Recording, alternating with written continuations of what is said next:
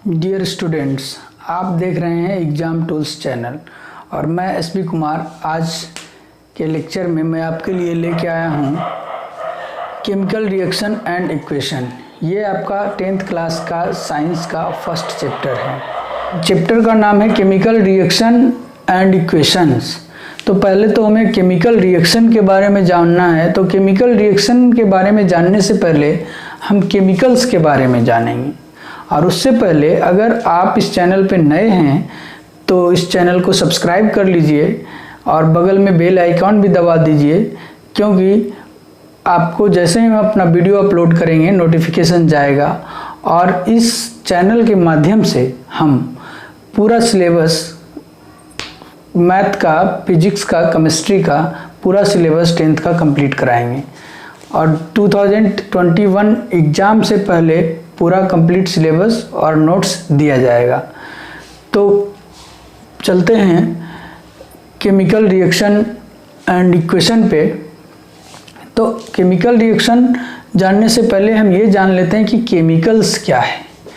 तो केमिकल्स क्या है, जितना भी आप आज के डेट में दवाई यूज कर रहे हैं सभी केमिकल्स है। और जितना भी आप इलेक्ट्रॉनिक्स गैजेट यूज कर रहे हैं उसका जो कैबिनेट है वो पीवीसी का बना हुआ है, वो भी केमिकल्स है। तो केमिकल्स रिएक्शन जो है, पहले इससे पहले आप केमिकल्स के बारे में, इससे पहले आप एटम के बारे में पढ़े, इससे पहले क्लास में उसका इलेक्ट्रॉनिक कॉन्फ़िगरेशन देखे, आयंस कैसे बनते हैं वो देखे, हर किसी एलिमेंट का सिंबल आप देखें। तो उसका जो एप्लीकेशन है ना, मतलब जो उसका एप्लीकेशन है वो क्यों आप सीखे, वो इसमें यूज करेंगे, हम केमिकल रिएक्शन में यूज करेंगे। इसलिए पहले के क्लासेस में ये सब बता दिया गया और यहाँ पे आके आपको केमिकल रिएक्शन देखना है। तो केमिकल रिएक्शन किसे कहते हैं? तो केमिकल रिएक्शन का जो डिफिनेशन है वो कुछ इस तरह से है कि it is a process in which one और मोर सब्सटेंसेस, मतलब एक और एक से अधिक सब्सटेंसेस फॉर्म्ड न्यू सब्सटेंसेस, मतलब एक या एक से अधिक सब्सटेंस मिलके एक नया तरह का सब्सटेंस बनाता है। तो उस रिएक्शन को हम बोलते हैं केमिकल रिएक्शन। और उस रिएक्शन में और क्या होता है, the new substances can not be reversed by any physical method. मतलब जो नया सब्सटेंस बना उसको हम रिवर्स नहीं कर सकते कोई भी फिजिकल मेथड लगा के। तो फिजिकल मेथड क्या है? फिजिकल मेथड है फिल्ट्रेशन, इवोपरेशन, सेंट्रीफ्यूगेशन, डिस्टिलेशन, ये सब जो है फिजिकल मेथड है। और ये सब फिजिकल मेथड से हम कोई अगर केमिकल रिएक्शन से कोई प्रोडक्ट बना है, कुछ केमिकल रिएक्शन होके बना है, तो हम इसको इस फिजिकल विधि से, फिजिकल प्रोसेस से उसको हम फिर से पहले वाले स्टेट में नहीं ला सकते। तो जब केमिकल रिएक्शन होता है तो कुछ वहाँ पे ऑब्जर्वेशन होता है जो देखने को मिलता है, जैसे चेंज इन स्टेट, मतलब स्टेट चेंज होता है। स्टेट जैसा कि पता है ये फिजिकल स्टेट की बात कर रहा है। तो चेंज इन स्टेट, या पहले जो सब्सटेंस जिस स्टेट में होता है वो रिएक्शन के बाद चेंज हो सकता है। उस तरह से चेंज इन कलर भी जो पहले होता है वो रिएक्शन के बाद दूसरा कलर हो सकता है, चेंज हो सकता है। फिर इवोल्यूशन ऑफ गैसेस, मतलब कुछ रिएक्शन में गैस का भी इवोल्यूशन होता है, गैस भी निकलता है। चेंज इन टेम्परेचर, कहीं पे टेम्परेचर भी निकलता है, अगर रिएक्शन होता है उसके बाद बहुत हैवी मात्रा में टेम्परेचर निकलता है। तो इस तरह से कुछ रिएक्शन जो है, केमिकल रिएक्शन यहाँ पे नया लग रहा होगा, लेकिन ये जो केमिकल रिएक्शन है आपके लाइफ में भी बहुत सारी डेली लाइफ में हो रहा होगा। जैसे आपका सांस लेना भी एक केमिकल रिएक्शन है। और जैसे आपका घर में दही जमना, दूध का फटना, लोहे में जंग लगना, ये सब केमिकल रिएक्शन है। लेकिन उसके बारे में हम लोग आगे देखेंगे। अभी देखते हैं इसके बाद कि केमिकल इक्वेशन। अब जब रिएक्शन देख लिए तो अब इक्वेशन के बारे में जानते हैं कि इक्वेशन क्या है, तो आगे देखते हैं। हाँ, तो अभी देखें केमिकल रिएक्शन के बारे में। तो केमिकल रिएक्शन में जब एक या एक से ज़्यादा सब्सटेंस कोई नया सब्सटेंस बनाता है तब उसको केमिकल रिएक्शन कहते हैं। अब केमिकल इक्वेशन क्या होता है? तो केमिकल इक्वेशन होता है representation of chemical reaction. Chemical reaction जो अभी देखे उसी का रिप्रेजेंटेशन है। उसी को कैसे रिप्रेजेंट किया जाएगा? With using symbols. सिंबल्स तो आपको पता है, पहले आप 8th क्लास में ही सिंबल्स पढ़ लिए हैं, तो सिंबल्स पता है। मतलब केमिकल रिएक्शन का जो रिप्रेजेंटेशन है with symbols of substance of reactants and product with its physical state। अब reactants क्या है, product क्या है? तो reactants और product यहाँ पे है बताया हुआ। तो reactants है the substance which are take part in chemical reaction। जो केमिकल रिएक्शन में टेक पार्ट कर रहा है, जो हिस्सा ले रहा है केमिकल रिएक्शन में, उसको बोलते हैं रिएक्टेंट्स, या उसको क्या बोलते हैं, दूसरे लफ्जों में बोल सकते हैं that undergoes chemical changes in reaction is called reactants. मतलब जिसको का केमिकल चेंजेस हो रहा है उसको रिएक्टेंट्स बोलेंगे। और प्रोडक्ट किसको बोलेंगे? The substance which are formed during reaction is called product। मतलब जो हमारा प्राप्त होगा, जो हमको रिएक्शन से मिलेगा, उसको हम प्रोडक्ट बोलेंगे। तो जैसे किसी भी केमिकल इक्वेशन को लिखते कैसे हैं, अभी जैसे बुक का एग्जांपल ले लिया जाए तो वहाँ पे है मैग्नीशियम प्लस O2, ये बन गया MgO।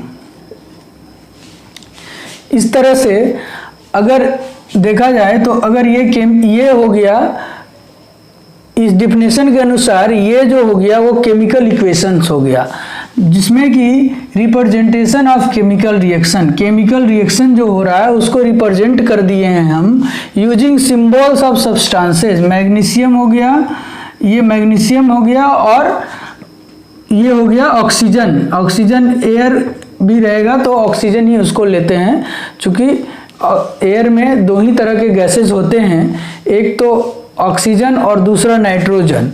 ऑक्सीजन और नाइट्रोजन, तो इसमें नाइट्रोजन जो है वो इनएक्टिव गैस की तरह बिहेव करता है, और अगर कहीं भी एयर की बात आती है तो वहाँ पे ऑक्सीजन लेते हैं। तो बुक में, जैसा कि बुक में दिया हुआ है कि जब मैग्नीशियम के रिबन को हम प्रेजेंट में जब उसको जलाते हैं, बर्नर से जलाते हैं, तो हमें मैग्नीशियम ऑक्साइड का राख मिलता है। तो इस तरह से मैग्नीशियम को जब ऑक्सीजन के साथ रिएक्ट किया हुआ माना जाएगा तो वो मैग्नीशियम ऑक्साइड बनाएगा। लेकिन ये जो है, इसमें इस पार्ट को, मैग्नीशियम और ऑक्सीजन वाले पार्ट को, इसको बोलेंगे रिएक्टेंट्स, और मैग्नीशियम ऑक्साइड जो बना उसको बोलेंगे प्रोडक्ट। तो इस तरह से मैग्नीशियम और ऑक्सीजन ये दोनों हो गया रिएक्टेंट्स, और मैग्नीशियम ऑक्साइड हो गया प्रोडक्ट। और ये एरो जो है वो डायरेक्शन ऑफ रिएक्शन बताता है, मतलब रिएक्शन किधर से किधर जा रहा है। जिधर हमारा प्रोडक्ट होगा उधर एरो का हेड होगा, और जिधर हमारा रिएक्टेंट्स होगा उधर एरो का टेल होगा। तो इस तरह से इक्वेशन बना। लेकिन अभी ये इक्वेशन पूरा नहीं है, अभी इसको सिर्फ उसके सिंबल के रूप में लिख दिया गया है।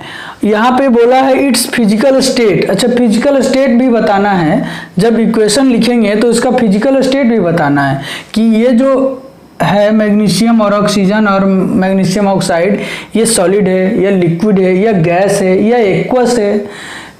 3-4 तरह का स्टेट होता है, जैसे सॉलिड को S लिखते हैं, लिक्विड को L लिखते हैं, और गैस को G लिखते हैं, और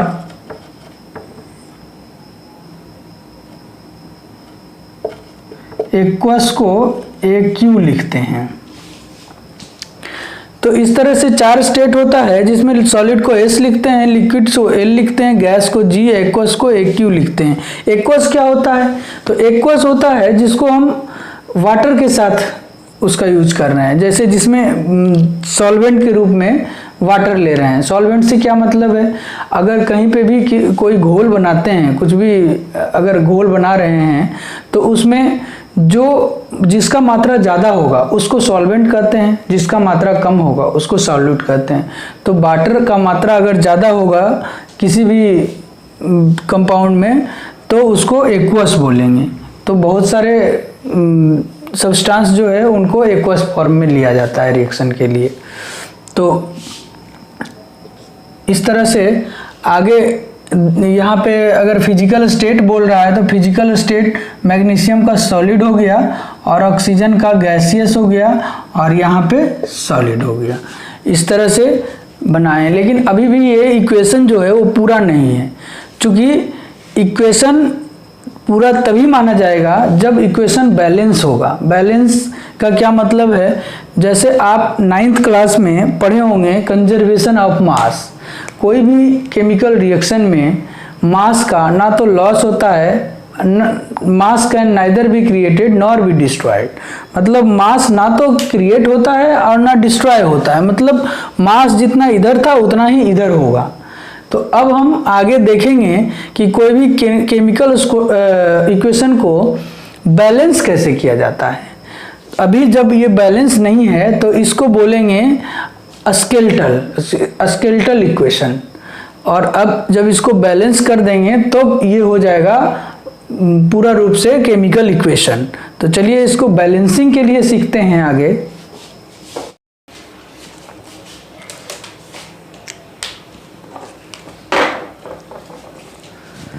हाँ, तो नेक्स्ट है how to balance the chemical equations.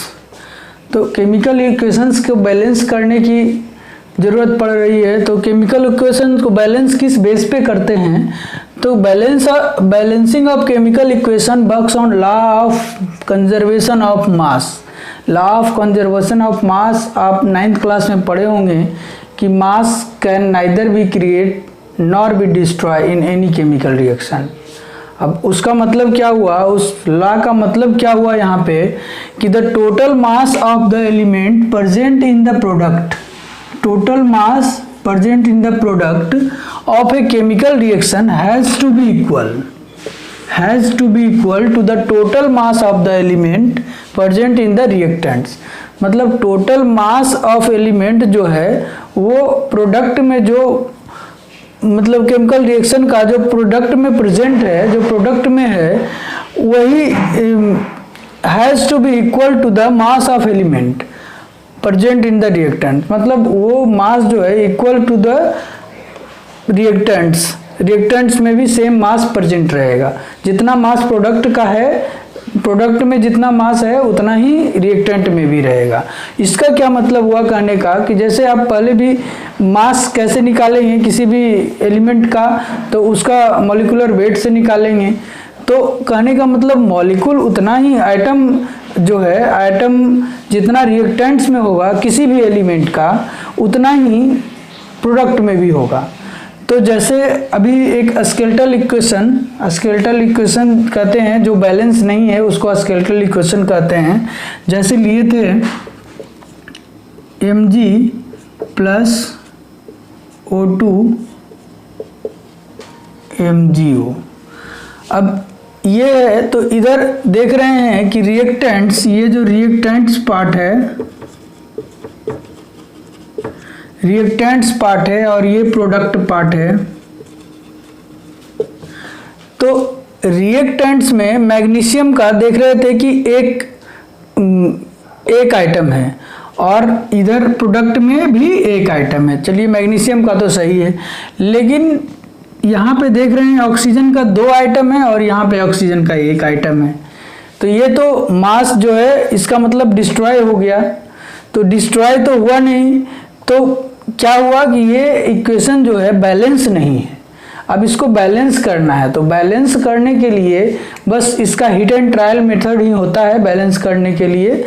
तो इसको देखते हैं बैलेंस कैसे करेंगे। अब जैसे मैथ में LHS बराबर RHS करते हैं तो यहाँ भी LHS बराबर RHS करना है। तो जैसे इसको LHS मान लीजिए, LHS जो रिएक्टेंट्स है वो लेफ्ट हैंड साइड में रहेगा और जो प्रोडक्ट है वो राइट हैंड साइड में रहेगा। अब LHS बराबर RHS होना चाहिए, तो इसका एक टेबल बनाते हैं।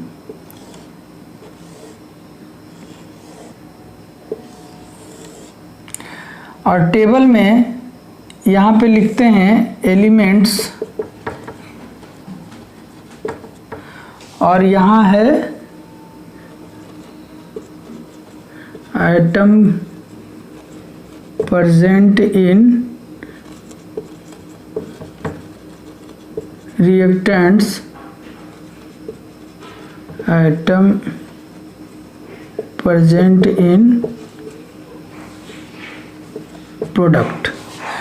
तो एलिमेंट्स क्या क्या है इस रिएक्शन में? तो इस रिएक्शन में एलिमेंट्स है मैग्नीशियम और ऑक्सीजन, बस दो ही एलिमेंट्स है इसमें। तो दो एलिमेंट्स है, तो इसमें मैग्नीशियम रिएक्टेंट में कितना है? रिएक्टेंट में 1 है, और ऑक्सीजन रिएक्टेंट में कितना है? 2 है। इस तरह से प्रोडक्ट में देखेंगे, प्रोडक्ट में मैग्नीशियम कितना है? 1 है, और ऑक्सीजन कितना है? ऑक्सीजन भी 1 है। तो अब क्या करना होगा हमको, जहाँ पे ज़्यादा है उसके बराबर दूसरे तरफ में हमको दूसरे को बराबर करना है। तो अब हम देख रहे हैं रिएक्टेंट्स में ज़्यादा है, प्रोडक्ट में कम है। तो प्रोडक्ट वाले को अगर हम 2 से मल्टीप्लाई कर दें, यहाँ कोई भी होल नंबर से ही मल्टीप्लाई किया जाता है, घटा नहीं सकते हम उसको, मल्टीप्लाई किया जा सकता है, डिवाइड नहीं कर सकते, तो मल्टीप्लाई किया जाता है। तो यहाँ अगर 2 से मल्टीप्लाई कर दें तो अब क्या हो जाएगा? अब जो यहाँ पे ऑक्सीजन तो हो जाएगा, प्रोडक्ट में 1 हट गया और 2 हो गया, लेकिन मैग्नीशियम भी 2 हो जाएगा, मैग्नीशियम भी 1 हट गया और 2 हो गया। अब क्या है, अब फिर से हो जाएगा, मैग्नीशियम रिएक्टेंट में 1 है और प्रोडक्ट में 2 है, ऑक्सीजन रिएक्टेंट में 2 है, प्रोडक्ट में 2 है। तो अब ऑक्सीजन तो सही है, लेकिन मैग्नीशियम का एक ही आइटम है इधर रिएक्टेंट में। तो अब मैग्नीशियम को अगर यहाँ 2 लगा दें तो इसको अब हटा के 2 हो जाएगा। अब हो जाएगा LHS, यहाँ पे हो जाएगा LHS = RHS। तो इस तरह से ये इक्वेशन जो हुआ बैलेंस हो गया। इसका फिजिकल स्टेट भी लिख दें, सॉलिड, गैस और ये सॉलिड। इस तरह से ये जो केमिकल इक्वेशन हुआ, ये पूरा केमिकल इक्वेशन हुआ, ये फुल्ली लिखा हुआ है। इस तरह से अगर और भी दूसरे को बैलेंस करने जाएं तो जैसे देखते हैं दूसरे इक्वेशन को बैलेंस करके। अब जैसे H2 + O2 बन जाता है H2O। अब हाइड्रोजन जो कि गैस है, ऑक्सीजन गैस है, ये बन गया H2O लिक्विड। अब जो इसमें देखेंगे, इसमें भी उसी तरह से टेबल बना लेंगे।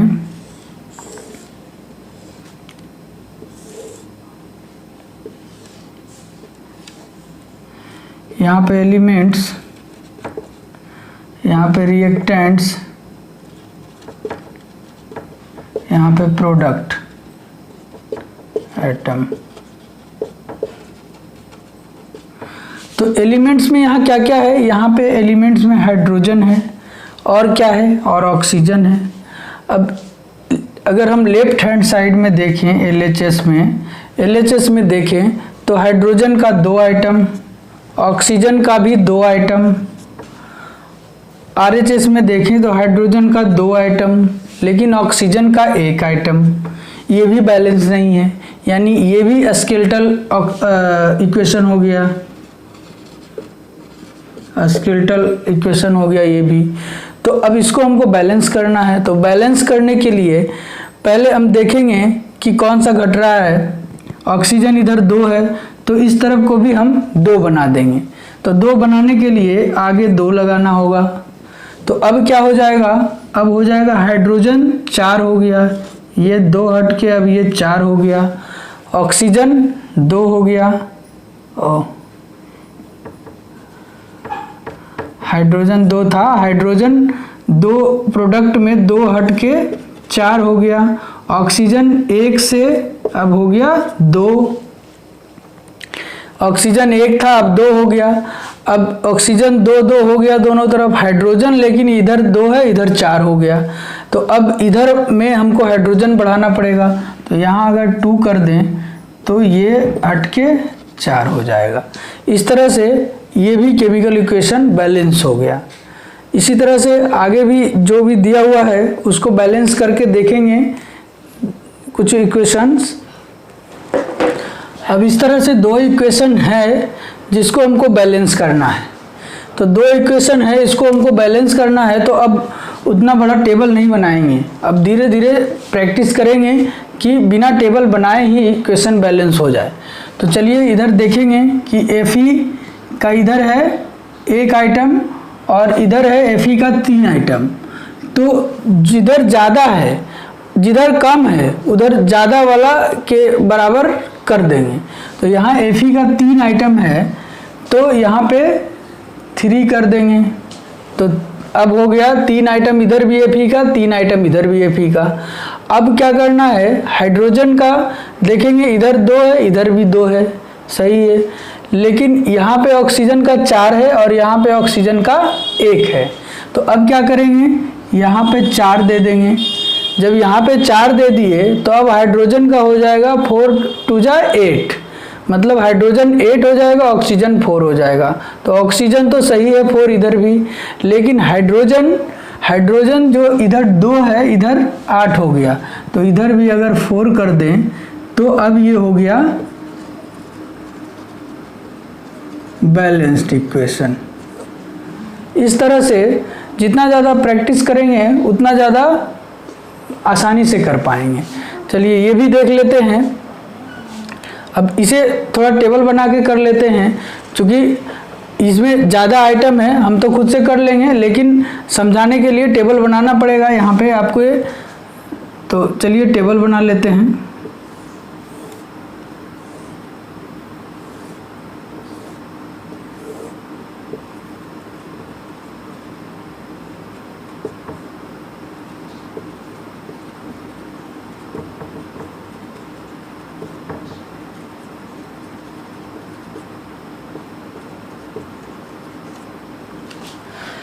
अब यहाँ पे क्या क्या है, बेरियम है तो Ba, क्लोरीन है Cl, एल्युमिनियम है Al, सल्फर है, ऑक्सीजन है।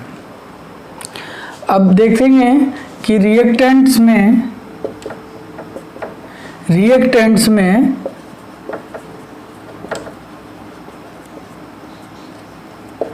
आइटम कितना कितना है।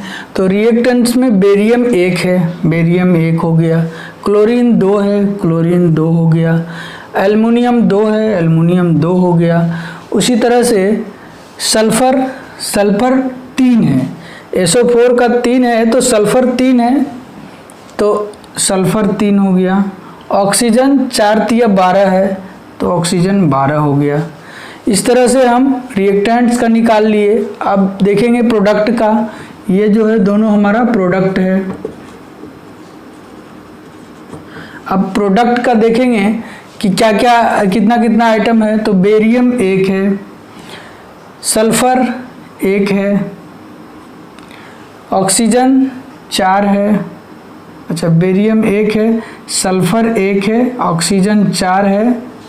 उस तरह से एल्युमिनियम 1 है, क्लोरीन 3 है। अब यहाँ पे देख रहे हैं बेरियम तो सही है लेकिन क्लोरीन इधर 2 है इधर 3 है, एल्युमिनियम इधर 2 है इधर 1 है। उस तरह से सल्फर इधर 3 है इधर 1 है, ऑक्सीजन इधर 12 है इधर 4 है। तो अब देखेंगे सबसे ज़्यादा इसमें है, एल्युमिनियम 2 है और सल्फर भी 3 है, ऑक्सीजन भी 12 है। तो इसके अनुसार से अगर इसको बैलेंस करें तो अगर यहाँ पे एल्युमिनियम 2 है तो यहाँ पे अगर 2 लगा दें तो अब क्या हो जाएगा, अब प्रोडक्ट में भी एल्युमिनियम 2 हो जाएगा। इसको हटा के 2 कर देंगे, 2 हो गया। लेकिन क्लोरीन हो जाएगा 6, क्लोरीन हो जाएगा 6, इसको कर देंगे 6। अब क्लोरीन जब 6 हो गया तो अब हमारे पास एल्युमिनियम बराबर हो गया। अब सल्फर जो है यहाँ पे 1 है और यहाँ पे 3 है, तो यहाँ पे अगर 3 कर दें, यहाँ पे अगर सल्फर 3 कर दें तो बेरियम 1 से यहाँ पे 3 हो जाएगा और सल्फर 3 हो जाएगा और ऑक्सीजन 12 हो जाएगा, ऑक्सीजन 12 हो गया। इस तरह से अब क्या सिर्फ बैलेंस नहीं है, ये 12 ऑक्सीजन 12 इधर भी है, सल्फर 3 दोनों तरफ है, एल्युमिनियम 2 दोनों तरफ है, क्लोरीन बैलेंस नहीं है और बेरियम बैलेंस नहीं है। तो अगर यहाँ पे बेरियम 3 है, इधर भी 3 हो जाएगा, तो अब बेरियम इधर भी 3 हो गया, क्लोरीन भी 2 है, 2 तिहाई 6 हो गया, इधर भी क्लोरीन 6 हो गया। अब हमारा इक्वेशन जो है वो बैलेंस हो गया। इस तरह से बैलेंसिंग ऑफ इक्वेशन करते हैं। तो अगर आपको वीडियो ठीक लगा होगा तो आप वीडियो को लाइक कर दें और आगे वीडियो देखते रहें। धन्यवाद।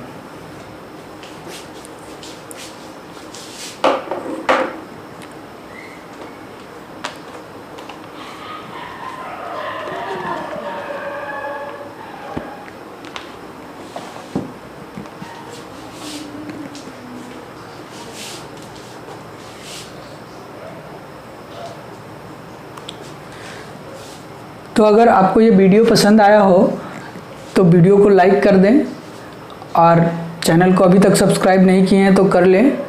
और आगे हम लोग इस चैप्टर में देखेंगे टाइप्स ऑफ केमिकल रिएक्शन, वो अगले वीडियो में देखेंगे। धन्यवाद।